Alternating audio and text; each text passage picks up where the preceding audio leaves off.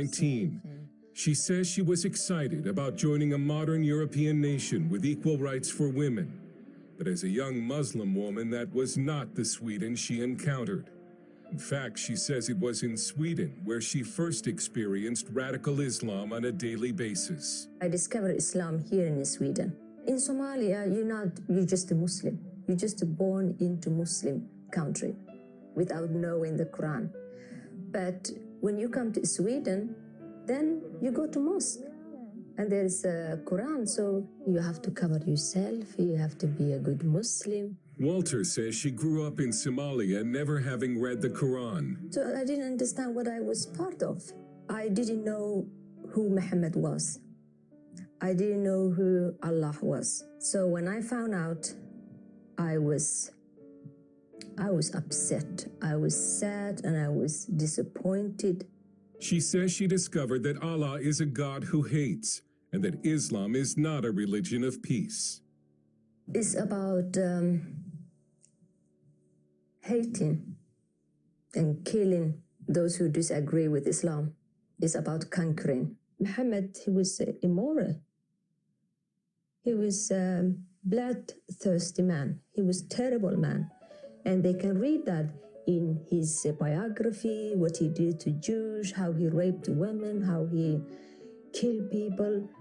I mean, he killed everyone who didn't agree with him.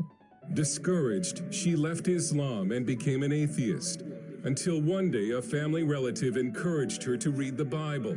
She still remembers the first time she read Matthew chapter 5, verse 44, where Jesus said to love your enemies and pray for those who persecute you. It was very strange for me, love your enemy, because in Islam you have to kill your enemy.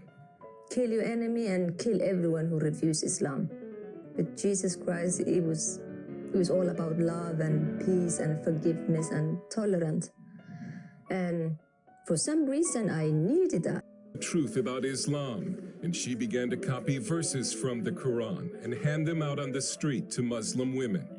Sometimes they listen, sometimes they become very upset, and I just told that, you know, that your husband, he have a right to beat you if you don't obey him.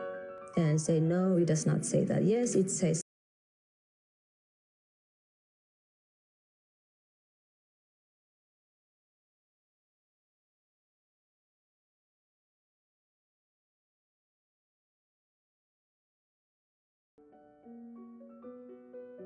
I tell them about Muhammad and about the Quran and this God of Islam who hates, who kills, who discriminates women. Maybe they will have a choice and leave.